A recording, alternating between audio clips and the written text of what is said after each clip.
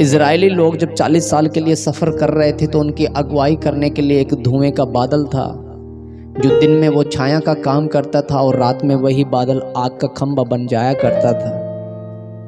उस समय ना कोई जीपीएस था, ना कोई मैप, ना कोई रास्ता बताने वाला कोई ऐसा शख्स था। अगर था तो सिर्फ एक वो बादल ही था जो जंगल में लिए चलता था। 40 साल तक अगुवाई करता रहा। उन्हें नहीं पता था कितना दिन कहाँ पे तंबू गाड़ने हैं, कहाँ रुकना है, कहाँ। कभी 2 दिन के लिए रुके, कभी 2 साल के लिए रुके। कभी यहोशू से कहा, यहोशू यहाँ तक जब तक ये नदी उफान पे ना आ जाए यहीं रुके रहो। कभी यरीहो की दीवार के करीब में कहा कि 7 दिन इसकी जय जयकार करो, ये दीवार गिर जाएगी। लड़ाइयाँ लड़ाई, जितने उनके विरोध में काम थे उन तमाम विरोधों को उनके पाँव के नीचे कर दिया। आशीषें दी, रोटी खिलाता रहा, कपड़े लत्ते सब कुछ वो दिया।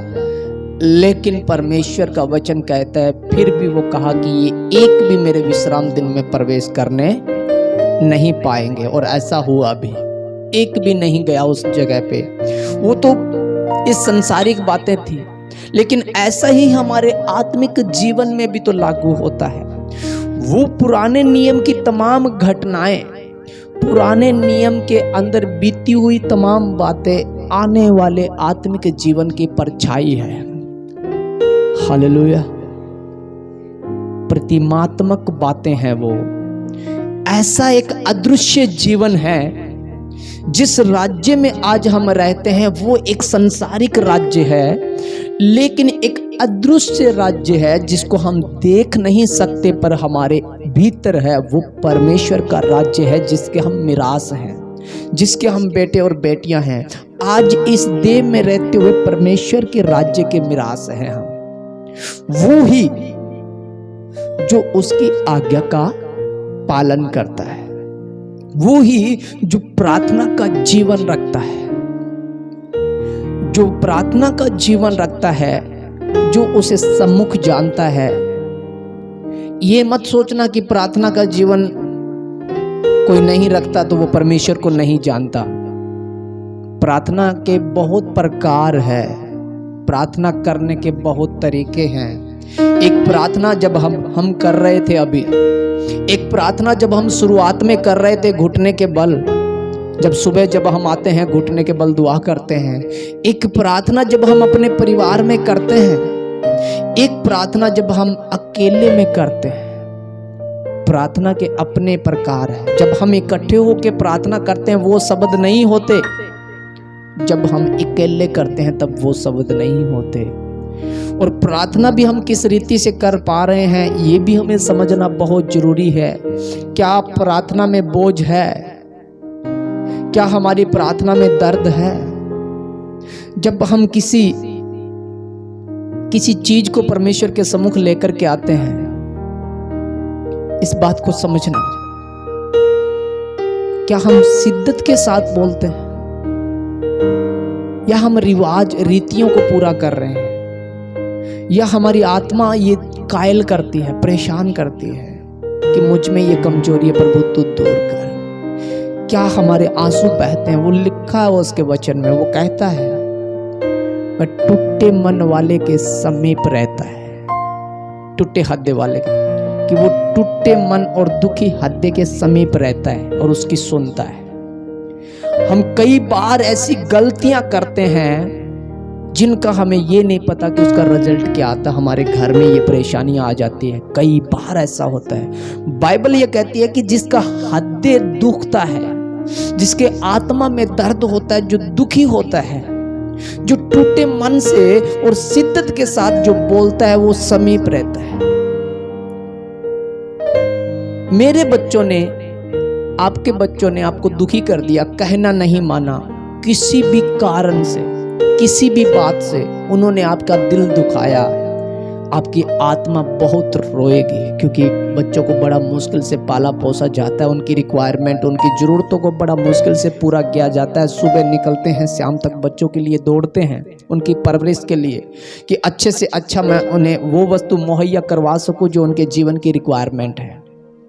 और फिर जब बच्चे कहना नहीं मानते तब हृदय में दर्द होता है, मन टूटता है और गुस्सा आता है। तब बच्चों को हम बोलते क्या है, इस चीज पे कभी हमने ध्यान नहीं दिया होगा। तू दफा हो जा, तेरे जैसी औलाद किसी को पैदा ही ना हो, यही शब्द होते हैं ना। तुझे आग नहीं लगती, यही तो शब्द होते हैं ना। बाइबल क्या कहती है, सोचा है कभी? ये शब्द आप एक्टिंग करके तो नहीं बोलते ना, दिखावे से तो नहीं बोलते ना, हद दुखता तभी निकलता ना, दर्द से निकलता है। और बाइबल कहती है वो समीप रहता है, वो कैच करता है, बच्चों पे अप्लाई करता है। फिर हमारे बच्चे कामयाब नहीं होते, बुराइयों में जाते हैं, बुरे काम करते हैं, फिर हम दुखी होते हैं। बोया किसने था? खुद ने ना। तो लिखा हुआ ना, हर कोई अपनी निकर्मी बातों का हिसाब दे, लिखा हुआ ना। ऐसा नहीं सोचते ऐसे इन चीजों से, क्योंकि जब हम वचन के समीप आते हैं हम समझ पाते हैं। गालियां निकालते हैं अपने घर परिवारों को, पत्नियों को, हम कर क्या रहे हैं, कहां अप्लाई हो रहा है, किसके घर में, कहां जाकर के ये बात निकलेगी, हम समझते नहीं।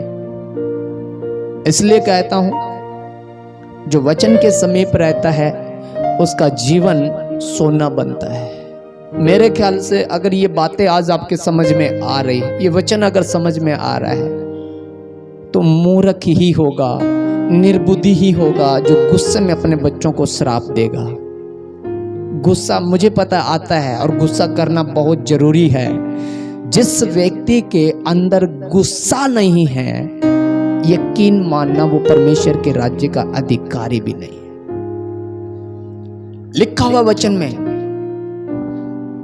तो क्रोध तो कर, गुस्सा कर, पर पाप मत कर। गुस्सा जब तक, अणख जब तक नहीं होगी, तब तक हम बदल कैसे पाएंगे, डिसीजन कैसे लेंगे, फैसला कैसे लेंगे? अगर हम शुरुआत से बच्चों को आशीष देते चले, शुरुआत से आशीष देते चले, वो अप्लाई होगा।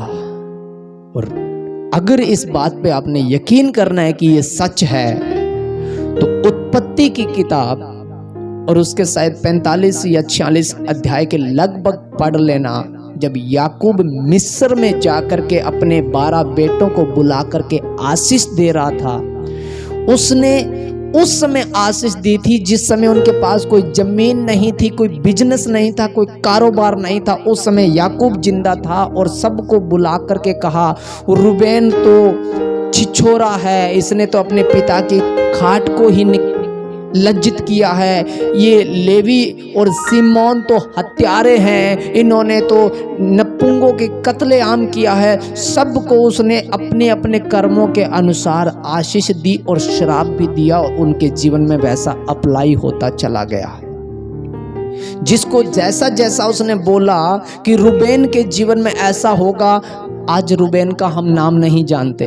उसने कहा लेवी और सिमोन के जीवन में ऐसा होगा, आज कोई लेवी और सिमोन को हम नहीं जानते। उसने जिस जिस के विषय में जैसी जैसी बातें बोली, ऐसा होता चला गया। लेकिन जब यहूदा की बारी आई, तो गलती तो यहूदा ने भी की थी। यहूदा भी गिर गया था अपने बहू तामर के साथ, उसने भी कुकर्म कर लिया था। लेकिन जब उसे एहसास हुआ, तब उसने ये बोल भी दिया था कि ये तो मेरे से कम दोषी है, इससे ज़्यादा दोषी तो मैं हूँ। और बाइबल ऐसा कहती है, जो अपने पापों को मान लेता है वो क्षमा करने में सक्षम है। यहूदा की जब बारी आई, तब उसने ऐसी आशीष दी कि इसका राज्य तो कभी खत्म ही नहीं होगा, ये तो फलवंत होगा, इसकी दाखलता सदैव हरी भरी रहेगी। और उसी यहूदियों में प्रभु यीशु मसीह है, जिसका आज तक जिक्र होता है कि उद्धार यहूदियों में से है। वो बच्चे थे सारे, एक पिता के आशीष दी थी, और जो बाप ने जैसा जैसा उनके साथ बोला, उनके जीवन में वैसा होता चला गया। और वो कब हुआ? जब मूसा मिस्र से निकाल के लेके आ रहा था, काफी 430 साल के बाद वो बोली हुई बातें 430 साल के बाद में अप्लाई होगी उसी गोत्रों में, उनके उसके वंशजों में। इसको ये मिलेगा, इसको ये मिलेगा, ये यहाँ बसेगा, ये यहाँ बसेगा, इसके घर को इतनी ज़मीन मिलेगी, इसको ज़मीन मिलेगी भी नहीं, इसको ये नहीं। लेवी ने कत्ल की थी सिमोन के साथ मिलकर के, पहले लोगों का खतना करवाया। जब वो पीड़ा में कहरा रहे थे, दोनों भाइयों ने मिलकर उनके पूरे नगर को खत्म कर दिया था उन्होंने तलवारों से। तो बाइबल ऐसा कहती है लेवी को तो जमीन ही नहीं मिली, उसके भाइयों में हिस्सा ही नहीं दिया गया था।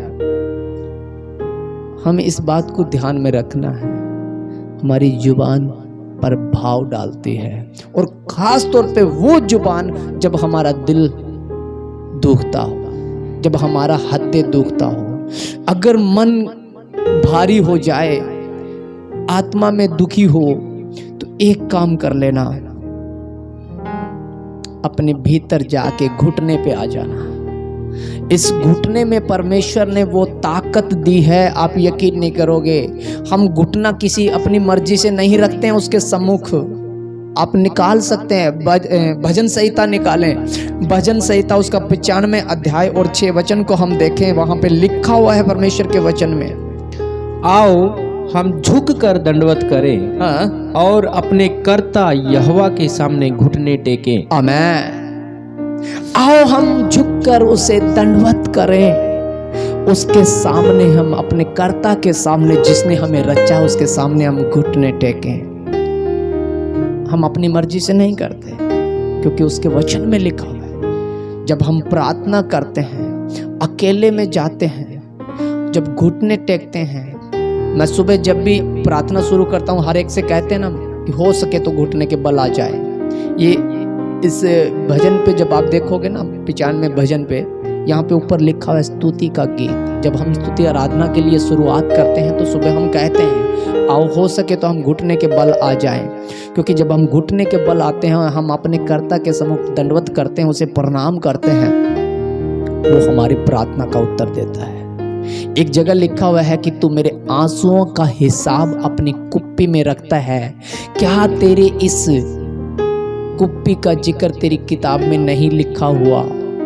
उसमें वो लिखी हुई है कि वो हमारे आंसुओं का हिसाब कुप्पी में रखता है और उसका उत्तर देता है। जब हम दुखी हृदय और जब हम आंसुओं के साथ घुटने के बल उसे हर रोज पुकारते हैं, प्रार्थना करते हैं, तो शायद हो सकता है कि उत्तर ना मिले, पर ये नहीं जानते वो कितने साल बाद अप्लाई हो जाएगा।